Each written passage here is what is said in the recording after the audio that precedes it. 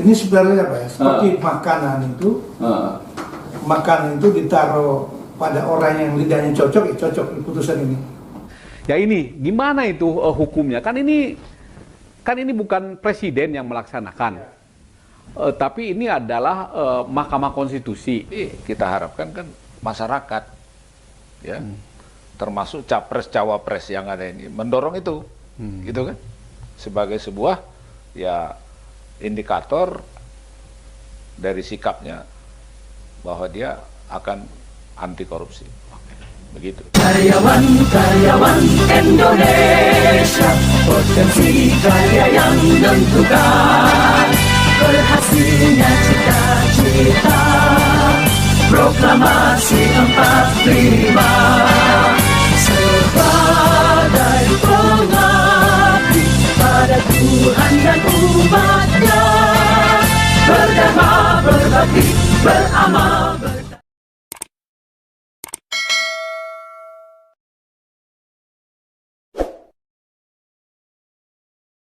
Assalamualaikum warahmatullahi wabarakatuh.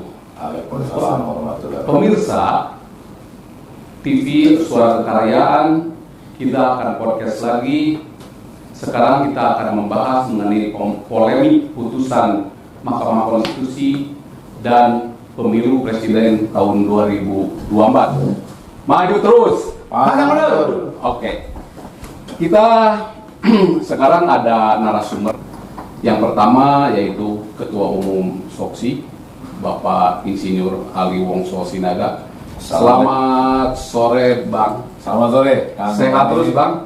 Segar terus, makin muda. Karena Abang banyak ketemu sama ini kalau konstituen dan sama apa yang muda-muda, jadi Abang Ya, muda lagi ya. alhamdulillah. Yang kedua adalah ini junior saya ya, tapi apa pendidikannya udah melebihi daripada saya, yaitu Dr. Nyoman Ray SHMH. Selamat sore Pak Ray. Selamat sore.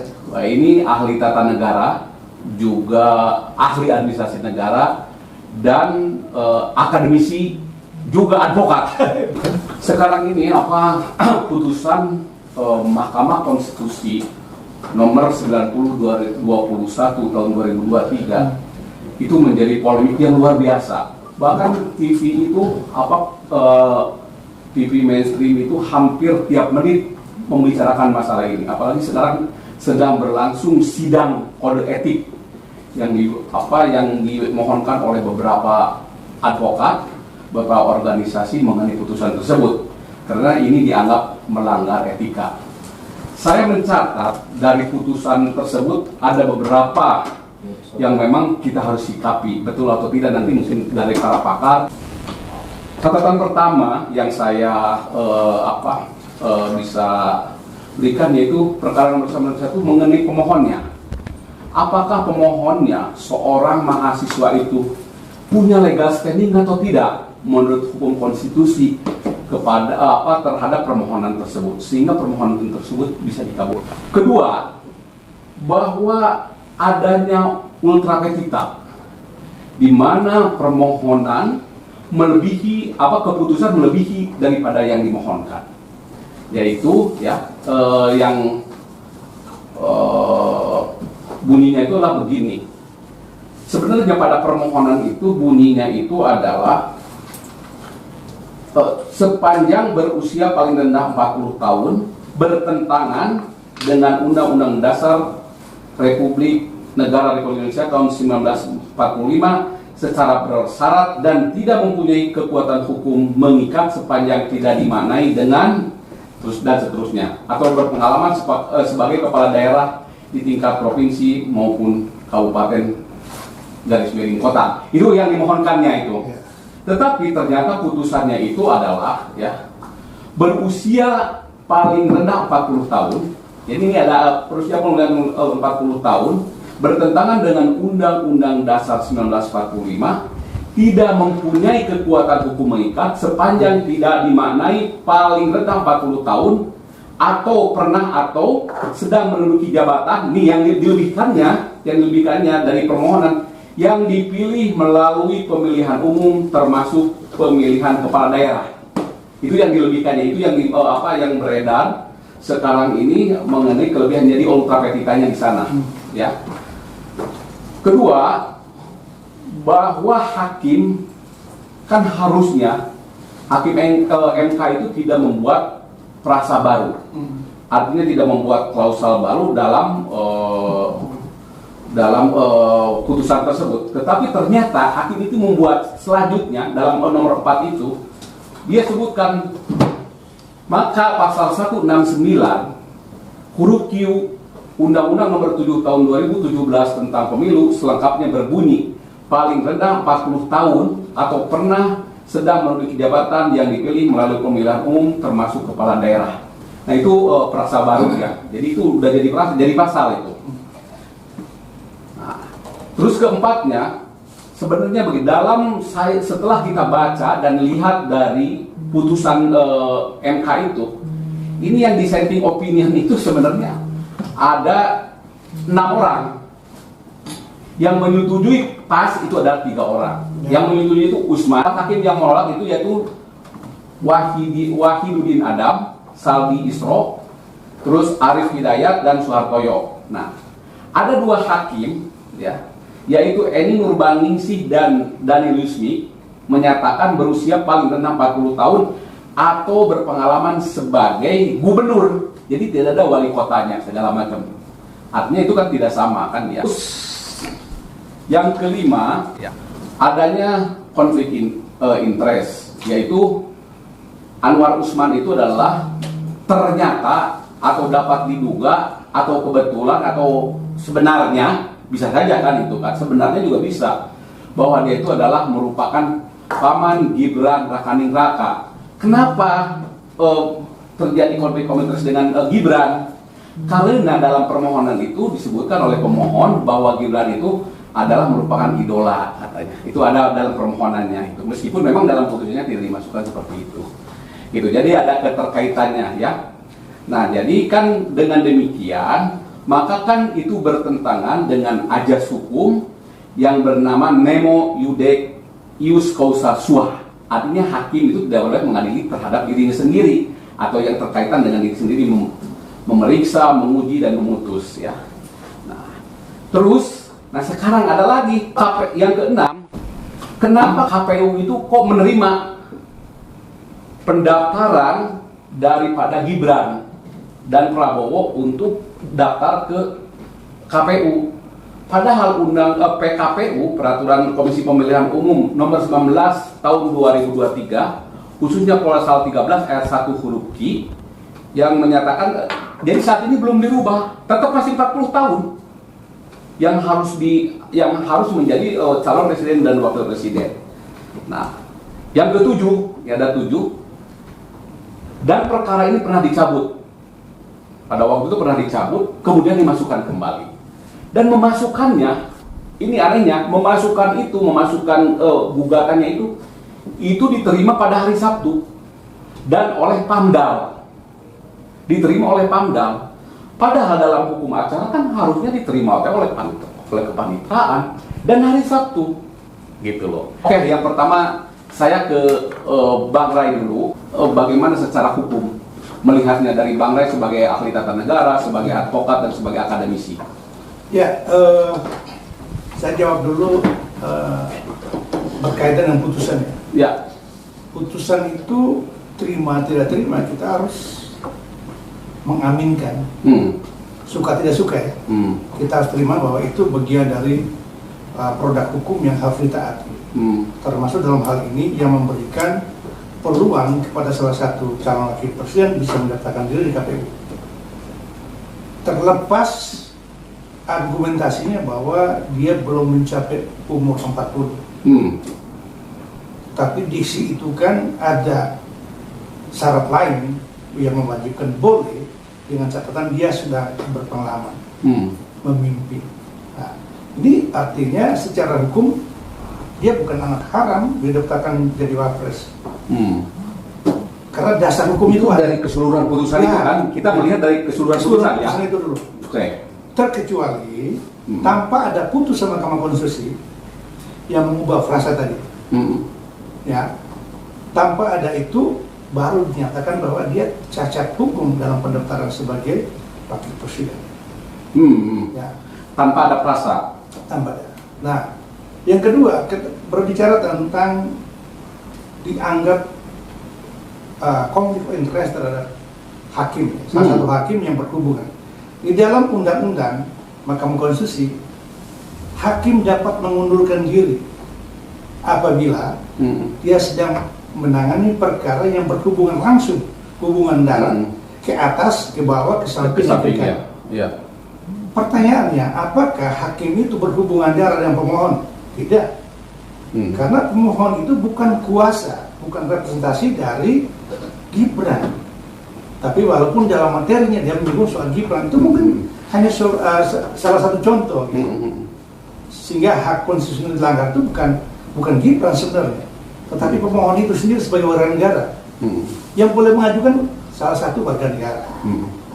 Maaf nanti mengenai hakim sedikit. Ya. Itu bagaimana dengan ajas hukum bahwa tidak boleh bahwa hakim itu tidak boleh mengadili, memutus atau memeriksa perkara. Jadi tidak hanya saja yang berhubungan, tetapi juga yang berkaitan dengan dirinya. Artinya bahwa hubungan semenda itu ada kaitannya. Oke, Pak Ray gimana itu? Yang paling penting itu adalah pemohon, hubungan pemohon dengan hakim yang menangani perkara itu. Yang menjadi legal standing itu kan bukan pertimbangan Gibran. Ya. Jadi kalau saya pengalaman dalam uji materi di Mahkamah Agung, waktu pendaftaran lalu diperiksa berkas itu. Setelah diperiksa sidang pertama itu layak atau tidak, diteruskan atau tidak, itu ada kesempatan itu. Sehingga ketika mereka menyatakan bahwa ini memiliki legal standing, maka akan dilanjutkan pemeriksaan. Jadi perkara pemohon ini, uji materi ini sebenarnya memiliki legal standing dan tidak pertimbangan kepada yang pemohon kan yang mahasiswa itu. Ya, mahasiswa, dia memiliki legal standing. Yang mahasiswa itu dia memang sebagai warga negara Indonesia. Tetapi kan dia tidak dirugikan. Dia bukan anggota partai politik, dia tidak akan mengajukan menjadi wakil presiden. Tapi itu penilaian sangat sempit. Ketika dia menyatakan bahwa kalau kita berbicara hak dipilih dan memilih, dia sudah mempunyai hak memilih. Tapi dipilihnya tidak, pemohon sendiri ya. Karena dia dibatasi. Bisa saja saat sekarang memang dia tidak bisa mencalonkan diri. Tapi next, generasi berikutnya mempunyai kesempatan yang sama. Artinya gini, kenapa sih orang membatasi usia dipilihnya, tetapi usia memilihnya itu tidak dibatasi? Harusnya ketika dia dewasa, dia punya hak dipilih dan memilih. Berimbang hak dan kewajiban itu. Saya punya hak memilih, tetapi hak dipilih juga dong. Maka parameter itu bukan situ sebenarnya. Parameter misalnya, karena dia termuda belum tentu, atau dia bukan jujur, enggak kok. Buktinya orang tua semua nggak jujur kok. Ya kita pada prinsipnya mendukunglah terhadap putusan anak-anak muda yang bisa dimajukan. Jadi dia lebih cepat untuk memimpin negeri ini, mungkin punya inovasi yang lebih bagus segala macam. Tetapi apakah cara yang seperti itu dengan memakai alat putusan, nah di mana alat putusan itu banyak sekali mengandung kelemahan, termasuk diantaranya yang saya sebutkan tadi mengenai ultra petita itu. Nah ultra petita kalau dalam buku acara kan begitu ya, ultra petita itu. Gimana menurut Pak Ray? Iya betul, asas itu. Apakah ini termasuk batal demi hukum, cacat hukum, atau dapat dibatalkan secara hukum? Ada dua hal yang perlu kita bahas ini adalah yang pertama substansi putusan, yang kedua adalah prosedur. Jadi substansi putusan itu adalah memang bermanfaat dan kebetulan Gibran menang lotre itu, artinya perjuangan orang lain mahasiswa, tetapi dalam waktu yang sama Gibran juga direkrut untuk menjadi wapres, sehingga memiliki dasar. Nah yang kedua, yang pertama itu adalah prosedural. Tidak ada prosedur yang langgar, saya yakin Mahkamah Kehormatan tidak akan menemukan dosa-dosa para hakim itu. Karena kita lihat substansinya, putusan itu ya dibenarkan. Tapi bagaimana dengan ada lagi yang saya beri catatan itu?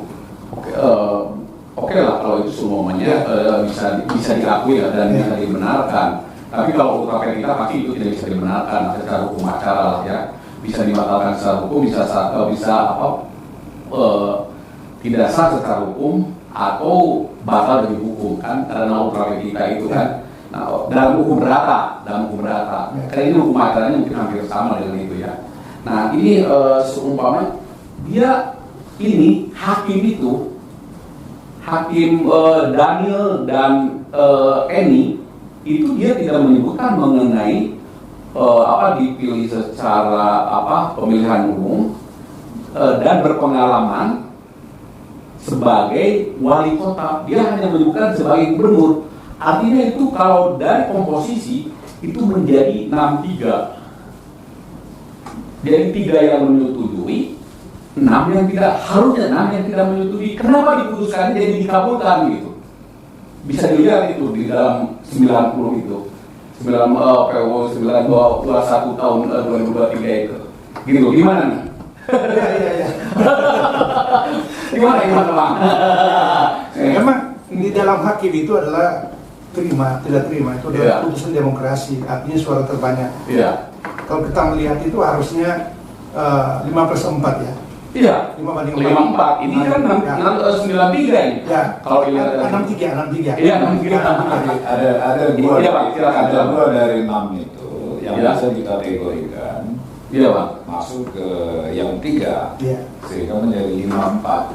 Nah, barangkali ya disitulah mereka berproses bersikap kemudian menjadi 5/4. Ya, apa bedanya? Bedanya hanya satu, bicara tentang wali kota, bupati, satu lagi bicara gubernur. Nah, tetapi substansinya adalah sama. Nah, yang dua itu hanya sampai gubernur. Iya, tapi substansi antara yang sampai wali kota dan sampai gubernur ini sama.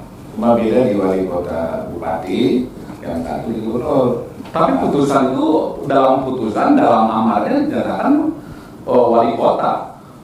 Iya, itu kan Proses prosesnya itu artinya beberapa kita lagi di sana. Kalau dia menyatakan bahwa syaratnya 2 tahun jadi kepala daerah, clear kan? Iya. Loh, itu lain lagi kan? Itu dari hati itu tahun. Nah ini, tapi ini mengenai masalah votingnya aja gitu. Masalah votingnya aja itu udah ada terjadi keanehan gitu, Pak. Jadi kalau saya melihatnya, maaf, Ya. ini saya bukan hukum tata negara. Politisi. Jadi pertama ya, Undang-Undang Dasar 45 yang sudah zaman-zaman 4K ini mengatur pasal 24C tentang Mahkamah Konstitusi. Ini memang luar biasa Mahkamah Konstitusi. Ayat 1-nya coba, bahwa dia mengadili itu final putusannya. Mulai dari tingkat pertama dan dia lah tingkat terakhir, nggak ada banding-bandingnya. Dan final and binding. Iya, final. Konsekuensi dari itu memang di situ di ayat berikutnya diatur bahwa hakim konstitusi itu syaratnya begini, kenegarawanan, perwasaan, hukum tata negara dan sebagainya. Tapi sekali dia sudah diputus menjadi hakim konstitusi, apapun yang diputuskannya itu final. Jadi ini undang-undang dasar. Tapi sekarang putusannya itu sudah dibacakan. Tidak ada yang membantahkan. Dissenting opinion bukan berarti membatalkan. Nah, jadi kalau kita buka latar belakangnya ini harus dilihat seperti melihat gajah, jangan sepotong-sepotong. Harus dilihat utuh. Kalau sepotong-sepotong ini bulat panjang, pipi dan sebagainya. Tapi begini Bang, sekarang ini putusan udah jadi. Tapi kan ada teori perundang-undangan, pelaksanaan undang-undang itu kan pelaksanaan putusan itu harus ada dan harus diimplementasikan. Mungkin kalau untuk pemilu ini dengan KPU, dengan PKPU. PKPU-nya sampai sekarang belum dirubah. Begini. Nah sekarang tapi udah didaftarkan itu. Begini. Saya ini kembali di sini ada ahli hukum tata negara. Ini kan ada hierarki hukum. Nah hierarki hukum ya. PKPU itu harus tunduk pada undang-undang. Iya. Dan undang-undang tunduk pada undang-undang dasar. Jadi kalau undang-undang tentang pemilu huruf Q pasal 169 sudah berubah final. Sejak diucapkan selesai final. Maka KPU adalah melanggar hukum apabila tidak mengikuti itu. Tidak menolaknya gitu. Iya. Tapi kalau begitu buat apa ada PKPU kalau begitu? Loh, PKPU menyesuaikan terhadap undang-undang. Iya. Nah ini kan akibat ada perubahan. Nah ini kan belum disesuaikan PKPU-nya, artinya belum dirubah. PKPU itu sekarang masih berlaku, belum dicabut. Saya kira gitu. Itu ini KPU yang berwenang membuat PKPU. Ya. Tentu KPU juga punya jadwal-jadwal. Jadwal ini dia harus ikuti. Terakhir pendaftaran calon presiden, calon wakil presiden itu sudah ada. Ini nggak bisa dia lewat. Soal PKPU dia sudah rubah atau tidak itu urusan dia. Tetapi bagaimanapun dia harus tunduk pada undang-undang. Gitu kan. Jadi kita nggak perlu, saya kira, persoalkan sudah dibikin belum pakai PKPU-nya. Sudah diteken belum? Itu Tapi PKPU itu kan peraturan pelaksanaan sama dengan PP kalau ini, kalau dalam undang-undang biasa atau peraturan pemerintah. Jadi artinya putusan pengadilan, seperti putusan pengadilan baik pidana maupun perdata, udah putusan baik dari PK di mahkamah putus, tetapi itu harus melalui eksekusi. Permohonan dulu eksekusi. Gitu loh, itu pelaksanaannya baru dinyatakan bahwa itu nyata, putusan itu ada. Nah ini dengan belum adanya peraturan PKPU, apakah ini bisa dianggap cacat hukum atau tidak pendaftaran tersebut? Saya kira begini, PKPU itu kan menyesuaikan pada undang-undang. Itu prinsip. Opsional. Nah, bagaimana mereka menyesuaikan itu bagaimana KPU-nya, ya. Ya, kita lihat Pak KPU yang menjawab itu, tapi PKPU harus taat pada undang-undang pemilu. Gitu. Undang-undang pemilu sudah ada perubahan di pasal 169 huruf Q, maka otomatis menyesuaikan. Lalu mungkin KPU ya dikejar oleh jadwal, mungkin entah belum sempat dia rubah atau bagaimana, tapi dia pun bagaimana harus taat pada undang-undang. Oh ya, jadi sebenarnya ini akan melenceng dari hierarkis perundang-undangan kalau ini dengan norma perundang-undangan yang ada, yang tadi abang katakan bahwa ada hierarkis perundang-undangan itu dari sini. Tapi nggak apa, ini kita lanjutkan terus itu. Ya. Oke.